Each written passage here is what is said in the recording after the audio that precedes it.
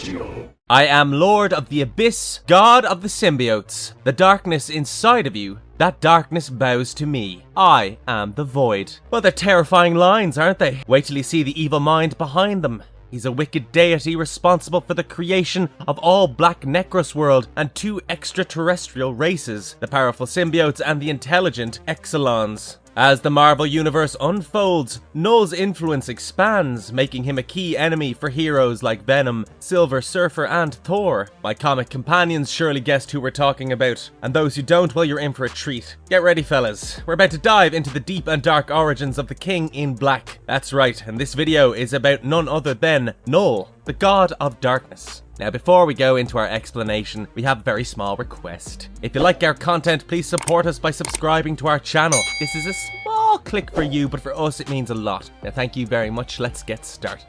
How old is Knull, the Lord of the Symbiotes? In the Marvel Universe, Knull is a fascinating figure. According to the comics, he is an old deity who has existed for over 13.7 billion years, predating the beginning of the universe's 7th iteration. Knull is thus one of the oldest entities in the Marvel Universe, and his strength and influence are proportionate to his age. According to legend, Knull ruled over the Abyss during the period between the 6th Cosmos' destruction and the formation of the 7th Cosmos. Knull's power is supposed to have come from the primordial darkness itself, making him one of the most dominant beings in the Marvel Universe. It's worth noting that while Knull drew his power from the primordial darkness, he was not its creator. In reality, the primordial darkness existed long before Knull, and he was just one of the countless beings who tapped into its power. Knull was satisfied to exist in the void at first. When the Celestials began to create the universe, however, their light of creation disturbed his peaceful existence. Outraged at the incursion into his kingdom of darkness, Knull turned down the Celestials' invitation to serve as a king in black to assist in managing the new multiverse. The rejection of Knull's offer by the Celestials set the stage for a battle that would change the Marvel Universe as we know it.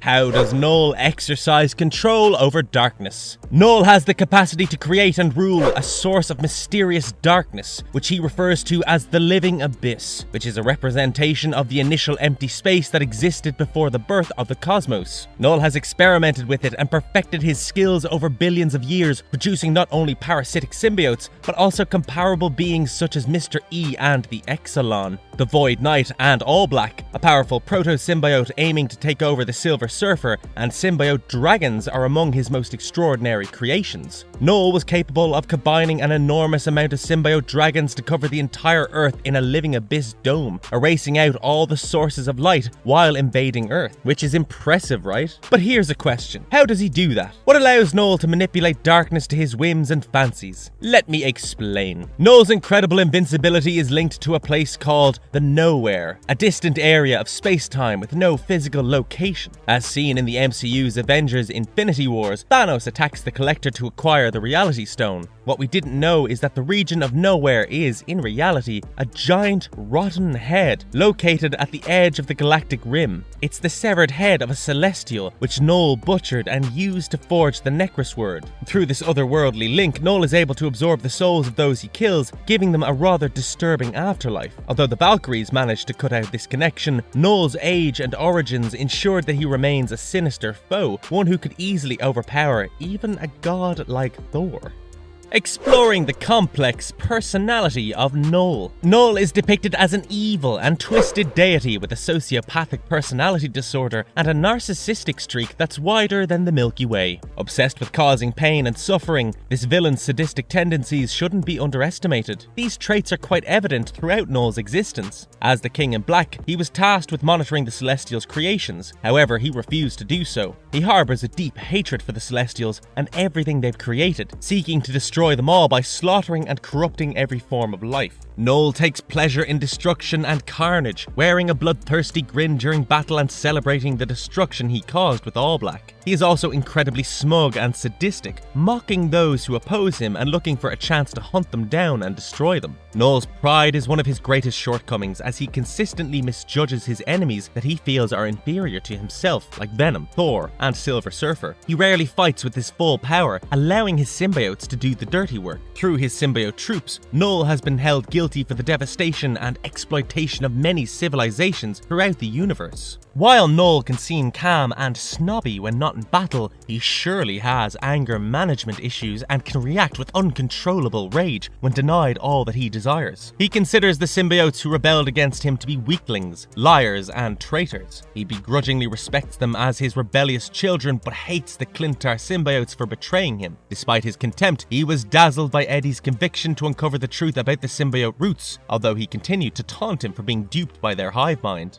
The true extent of Knull's physical powers. Knull is a force to be reckoned with in the Marvel Universe. As a prehistoric god, his powers are virtually limitless, far surpassing those of most other characters in the Marvel Universe. His superhuman abilities include immense strength, speed, durability, and regenerative abilities. One of Knull's most frightening abilities is his manipulation of the living abyss. This ability allows him to control a dark void or abyssal creation and manipulate the chaotic energy of an abyssal realm. He creates intelligent life from absolute darkness itself as he manifests the all-black sword from his shadow to murder a celestial. Knull has honed this form of his abilities over the ages, forming a symbiote armor, constructing a bogus planet, and amassing an army of monsters from the living darkness. By imbuing beings with the living darkness, he is capable of generating a legion of parasites that can take over the universe by exploiting and corrupting life forms instead of annihilating them outright. Knull's superhuman strength is beyond compare. He can butcher a celestial with a single strike and single-handedly slaughter an entire battalion of gods. He uses his Necrosword and his living armor, which give him the power from the very first celestial he knocked out, enhancing his strength even further. Another ability of Knull is his manipulation of dark energy. He can fire an energy ray powerful enough to disable the Silver Surfer. He also manifests red energy and discharges it from his hands. Finally, Knull is capable of self-sustenance, surviving in the vast emptiness of space completely unaided, and does not need food or sleep to stay alive. He can also manipulate time, as shown by his ability to reach back through the time stream to resurrect Mr. E and create a barrier of living abyss around the sun. Knull has demonstrated these abilities throughout his time in the Marvel Universe, surviving a strike from Thor and even overpowering him. He's even caught up the Cosmic Herald Silver Surfer, traversing light years in a matter of seconds and easily defeated him. Knull is also seen overwhelming and restraining the Sorcerer Supreme, Doctor Strange, and creating billions of symbiotes that dominate Earth's heroes. Even the Spirit of Vengeance, Ghost Rider, had trouble with just one of Knull's symbiote dragons. Knull's power extends the ability to enslave or even kill the Celestials. Captain Universe, a cosmic entity, couldn't defeat Knull without Mjolnir and the Silver Surfer's board, despite being specifically designed to kill him. Such is the evidence of his impressive strength, speed, and power. Does Knull shapeshift when required? One of Knull's most chilling abilities is he can transform his mouth into a gnarly set of razor-sharp teeth and a slithery serpent-like tongue that his symbiote creations later inherited. But watch out, because when he's absolutely enraged, his whole face morphs to look like a creepy crawly offspring, with his nose, lips and cheeks disappearing into the void. It's like a family resemblance from hell. Additionally, once Knull discovers the Symbiotic Imperium, he unlocked a whole new level of fashion possibilities. Now, in addition to his usual dark and brooding ensemble, he can shapeshift his symbiote armor to include a badass cape, a stylish waistcloth, some sleek wing-like fins, and even a menacing draconic helmet. Talk about a wardrobe upgrade.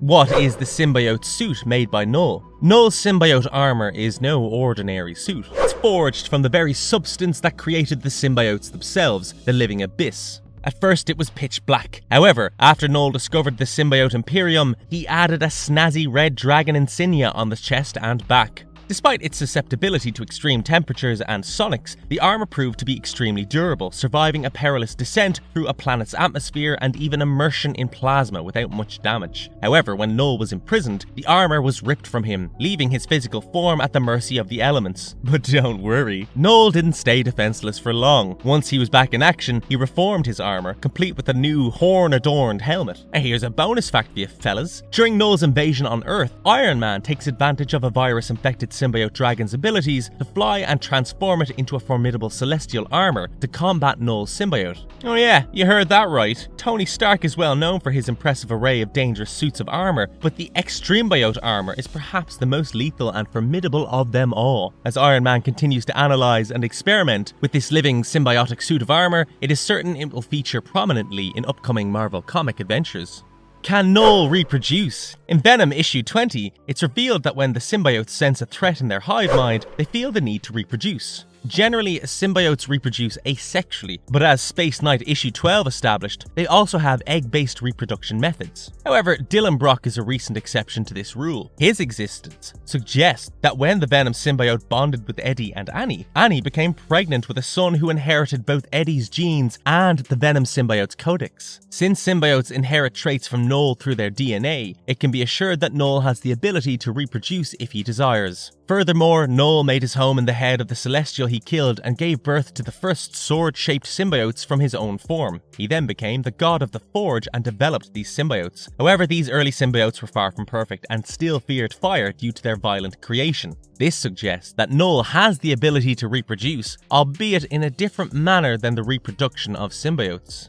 Exploring the incredible durability and near immortality of Null. The King in Black is one tough cookie. He's been around for quite some time now, 13.7 billion years to be precise, and he's immortal, which means he can't be killed by natural causes, but don't think he's invincible. Once, he fell from space and needed centuries to recover. Okay, I mean, who hasn't had a bad fall that leaves them laid up for a couple of days, right? Null's a trooper though, and he can take a beating. He survived getting blasted by Celestials and even withstood a full force blow from Mjolnir that ripped off his lower jaw. Ouch. But that was nothing compared to his battle with Ego, the living planet. The guy just walked away like it was a little sunburn. How was Null killed if he was immortal? And also, given Null's pivotal role in the Marvel Universe cosmic hierarchy, it was uncertain what his fate would be beyond the events of King in Black. However, in issue 5, Venom separates Null from his symbiote and reduces him to cosmic dust in the sun. While Null may be immortal due to his pre-existence before the concepts of life and death, it appears he can still be erased from existence. Eddie Brock's defeat of Null with the Enigma Force and a Mjolnir Silver Surfer board axe shows that even ancient beings are not immune to the power of a good beating. And hey, just because Null predates death doesn't mean he's invincible forever. Conclusion. In conclusion, Null's reign of terror may have come to an end in King of Black, but his impact on the Marvel Universe is far from over. As a powerful ancient being, his legacy will undoubtedly continue to influence the events of the cosmic Marvel hierarchy for years to come. And while he may have been defeated and seemingly erased, it's always possible that Null could return in some form or another, proving that his existence and power truly transcend time and space. Only time will tell what the future holds for Null and his influence on the Marvel Universe. And if you liked our content, don't forget to leave a like and subscribe to us if you haven't already. Please, please, please. Now have a good one and be safe. Thanks everyone.